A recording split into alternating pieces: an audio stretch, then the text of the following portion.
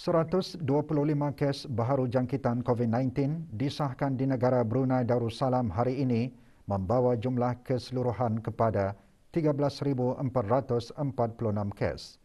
Yang berhormat Datuk Seri Setia Dr. Haji Awang Muhammad Isham bin Haji Jaafar, Menteri Kesihatan memaklumkan perkara tersebut semasa sidang media situasi terkini jangkitan COVID-19.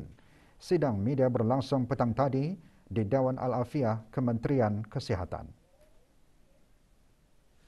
Terdapat 52 tambahan kes-kes baru pada 6 kluster aktif yang sedia ada, yang merupakan kontak-kontak terdekat kepada beberapa kes positif sebelumnya.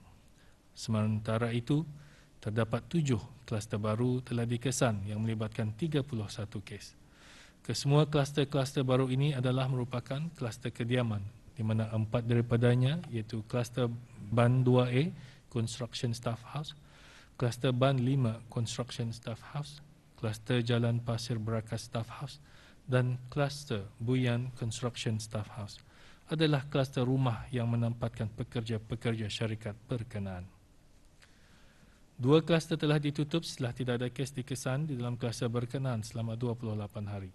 Kluster yang ditutup ialah kluster 6602 dan kluster 7481. Oleh yang demikian, jumlah kluster aktif adalah 176 kluster. Dalam pada itu, terdapat 42 kes baru yang masih dalam siasatan bagi mengenal pasti sumber jangkitan. 200 kes telah disahkan sembuh, yang membawa jumlah kes yang sembuh di negara Brunei Darussalam kepada 11,923 kes. Manakala jumlah kes aktif ialah sebanyak 1,433 kes. Di kalangan kes-kes yang sedang ada dalam rawatan sekarang, 6 kes adalah dalam kategori 5 dan sedang dirawat di unit rawatan intensif. Kesemua mereka memerlukan bantuan mesin pernafasan ataupun artificial ventilation, dengan 2 daripadanya juga memerlukan bantuan mesin tambahan hadlang mesin ataupun ECMO. Sementara itu, 14 kes lain dikategorikan dalam kategori 4 iaitu yang memerlukan bantuan oksigen dan adalah di bawah pemantauan rapi. Dalam tempoh 24 jam yang lalu, sebanyak 4,306 sampel telah diuji bagi virus SARS-CoV-2 yang membawa jumlah keseluruhan ujian makmal dijalankan sejak Januari 2020 kepada 516,880 ujian. Sementara itu, Menteri Kesihatan juga mengongsikan pada 2 November 2021, 6,140 orang menerima suntikan vaksin COVID-19. Ini bermakna di bawah program vaksinasi kebangsaan seramai 353,685 orang telah menerima 1 dos vaksin COVID-19 iaitu 82.3% daripada jumlah penduduk negara. Manakala 266,192 orang telah melengkapkan 2 dos vaksin COVID-19 iaitu 61.9% daripada jumlah penduduk negara. Bagi operasi pulih yang dijalankan dari jam 8 malam hingga 4 pagi, sebanyak 6 pelanggaran arahan telah dikeluarkan denda kompaun di seluruh negara, di mana 4 daripadanya adalah pelanggaran arahan untuk berada di rumah. Perkhidmatan vaksinasi COVID-19 bergerang yang dijalankan di Pusat Kesihatan Sungai Liang, Mukim Liang secara walk-in pagi tadi menerima seramai 70 orang. Beroperasi dari pukul 9 pagi hingga 2.30 petang, ini adalah khusus bagi memudahkan para penduduk Mukim Liang dan sekitarnya untuk mendapatkan suntikan vaksin. Perkhidmatan diteruskan lagi esok, bagaimanapun bagi mereka yang tidak mampu hadir sendiri disebabkan masalah kesihatan atau kesukaran bergerak, mereka boleh mendaftar melalui ketua kampung bagi urusan vaksinasi di rumah.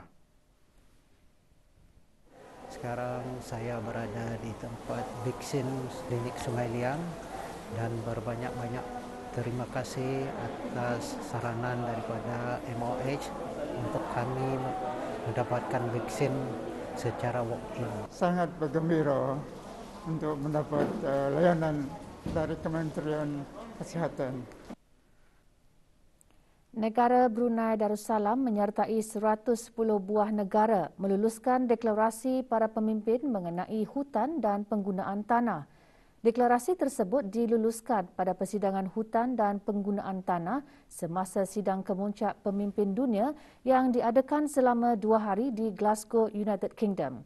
Selaku hos dan Presiden Persidangan Pertubuhan Bangsa-Bangsa Bersatu mengenai perubahan iklim COP26, United Kingdom merasmikan sesi ke-26 COP26 selama 2 minggu. Mewakili kerajaan ke bawah Duli Yang Maha Mulia ke Persidangan Hutan dan Penggunaan Tanah Sidang Kemuncak Pemimpin Dunia Yang Berhormat Datuk Seri Setia Awang Haji Irwan bin Pihin Datuk Pekermajaya Haji Muhammad Yusof, Menteri Hal Ehwal Luar Negeri kedua sebagai perwakilan pengerusi ASEAN 2021. Juga menyertai Awang Haji Azhar bin Haji Yahya, Setiausaha Tetam Kementerian Tenaga selaku pengerusi Jawatan Kuasa Eksekutif Perubahan Iklim Negara Brunei Darussalam. Melalui deklarasi tersebut, negara Brunei Darussalam antara lain menyokong usaha pemeliharaan hutan dan ekosistem daratan, memudahkan perdagangan dan dasar pembangunan yang tidak menyumbang kepada pembalakan hutan dan membina kedayatahanan serta memperkukuhkan kehidupan penduduk pedalaman, melaksanakan pertanian, penggunaan tanah yang lestari, kepelbagaian bio dan matlamat iklim. Negara Brunei Darussalam mempunyai 72% hutan dengan kapasiti untuk menyerap 13.9 pelepasan gas karbon setahun. Negara akan terus mengekalkan hutan hujannya dengan meningkatkan hutan simpan dari 41% ke 55% kawasan keseluruhan dan berusaha terus meningkatkan singki karbon melalui penanaman 500,000 pokok baharu menjelang 2035. Mesyuarat pertama para pegawai kanan pihak berkuasa pusat mengenai bantuan undang-undang bersama dalam hal ehwal jenayah SOM Emlan diadakan secara maya selama 2 hari. Semasa mempengerusikan mesyuarat tersebut, Dayang Haja Zuraini binti Haji Syarbawi, Peguam Cara Negara, dalam ucapannya mengingatkan bahawa mesyuarat yang meluluskan perjanjian bantuan undang-undang bersama dalam hal ehwal jenayah Emlan oleh Jemaah Menteri ASEAN dan para peguam negara di Yogyakarta pada tahun 2019 menjadi satu pencapaian besar ke arah usaha berterusan dalam merealisasikan integrasi ASEAN dan visi Komuniti ASEAN 2025. Pencapaian tersebut tepat pada masanya dan melengkapi usaha berterusan dalam badan-badan sektoral ASEAN lain seperti mesyuarat para pegawai kanan undang-undang ASEAN dalam memperkukuhkan kapasiti ASEAN bagi menangani cabaran rentas sempadan. Mesyuarat tersebut menjadi wadah bagi ASEAN membincangkan pelaksanaan Emlan dan perkongsian amalan-amalan terbaik, pengalaman dan cabaran dalam meningkatkan kerjasama.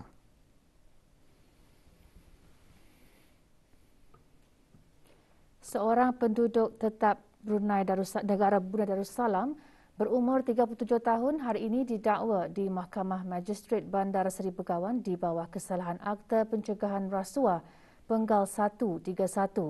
Eng Swee Ming, bekas pekerja HSE di Brunei Shell Petroleum, didakwa di bawah bab 6(a) Akta Pencegahan Rasuah kerana percubaan untuk mendapatkan suapan.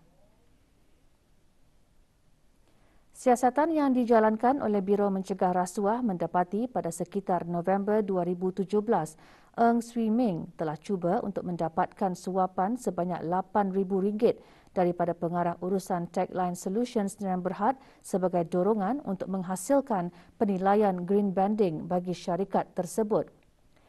Selaras dengan SOP Biro Mencegah Rasuah dan dengan mengambil kira nasihat Kementerian Kesihatan, defendant sebelumnya telah dibawa menjalani ujian swab PCR.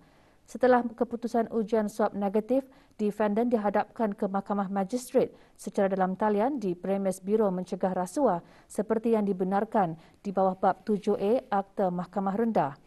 Hari ini pihak pendakwaan membuat permohonan bagi pertuduhan dibacakan dan pengakuan diambil. Eng Swee Ming yang tidak diwakili mana-mana peguam mengaku bersalah di atas pertuduhan tersebut tetapi mahkamah telah menolak pengakuan defendant apabila defendant mempertikaikan ringkasan fakta kejadian yang dibacakan kepada defendant. Mahkamah Magistrate Kanan telah menetapkan 17 November 2021 pukul 9.30 pagi untuk tarikh bicara ditetapkan dan defendant dibebaskan dengan ikat jamin mahkamah. Pendakwaan kes ini dikendalikan oleh Timbalan Pendakwa Raya Raihan Nabila binti Haji Ahmad Ghazali. Magistrate yang mendengarkan kes ini ialah Magistrate Kanan Haja Azrimah binti Haji Abdul Rahman.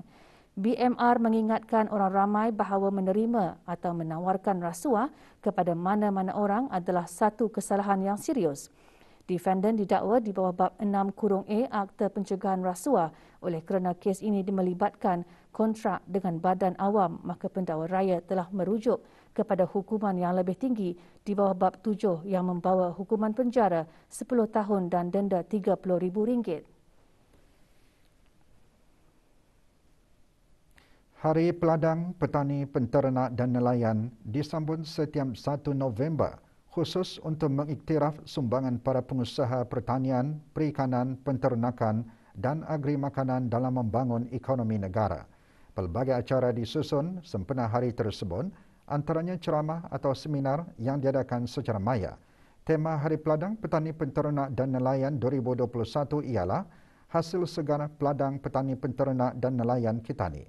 Tema menitik beratkan pengiktirafan kejayaan ataupun pencapaian pengusaha-pengusaha pertanian, perikanan, penternakan dan agri makanan yang progresif dan berdaya maju. Dayang Siti Amaniah binti Haji Awang Besar, Pegawai Pertanian Kanan Jabatan Pertanian dan Agri Makanan menjelaskan seminar akan disampaikan oleh 18 orang ahli panel mengikut tema yang diaturkan. Mereka terdiri daripada ahli akademik, pengusaha pertanian serta para pegawai daripada agensi kerajaan dan swasta yang mempunyai latar belakang dan profesion pelbagai. Seminar diadakan setiap hari Sabtu sepanjang bulan November secara bersiri kecuali hari terakhir pada 30 November, hari Selasa. Seminar hanya diadakan pada sesi pagi sahaja bermula 9 pagi. Seminar Hari Peladang Petani Peternak dan Nelayan 2021 ini adalah terbuka kepada orang ramai secara percuma.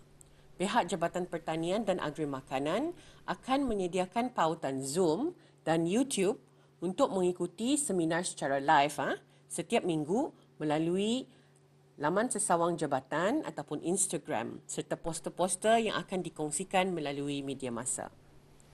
Laman sesawang jabatan adalah seperti berikut www.agriculture.gov.bn dan orang ramai juga boleh melayari IG jabatan @agriculture.gov.bn. 2 warga negara Bangladesh dikenakan hukuman penjara setelah didapati memiliki barang tegahan custom berupa 423 kartun rokok dan 13 botol minuman keras. Tertuduh pertama, Samim Hosan, didapati membantu menyimpan barang tegahan tersebut. Sementara tertuduh kedua, Salahuddin Buyan, didapati memiliki barang tegahan tersebut.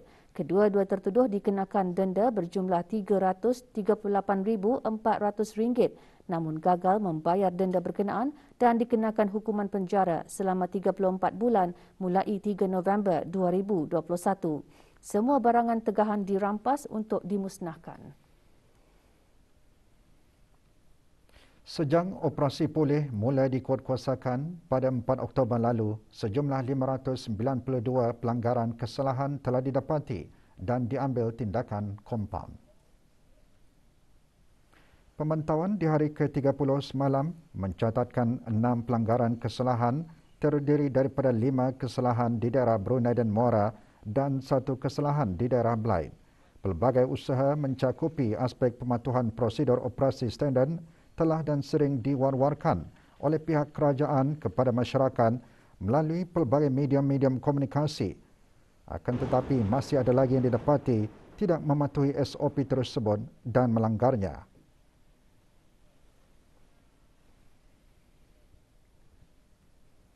Jabatan Pengajian Islam Kementerian Hak Ehwal Agama melalui bahagian kurikulum membukakan perkhidmatan penjualan buku-buku persekolahan agama dan Arab secara dalam talian bermula 1 November 2021 dengan memastikan pelaksanaan prosedur operasi sebagai langkah pengawalan dalam menangani jangkitan wabak COVID-19.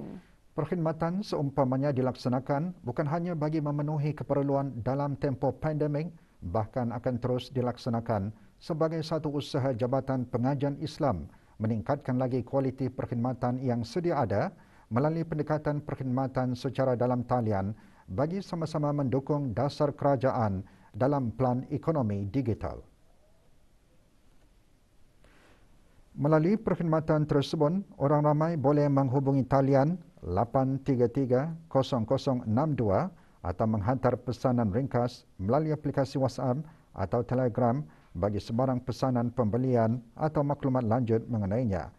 Manakala bagi proses pembayaran pula, orang ramai juga boleh memilih untuk menggunakan kaedah pembayaran secara dalam talian di samping secara tunai mengikut tata cara yang ditetapkan.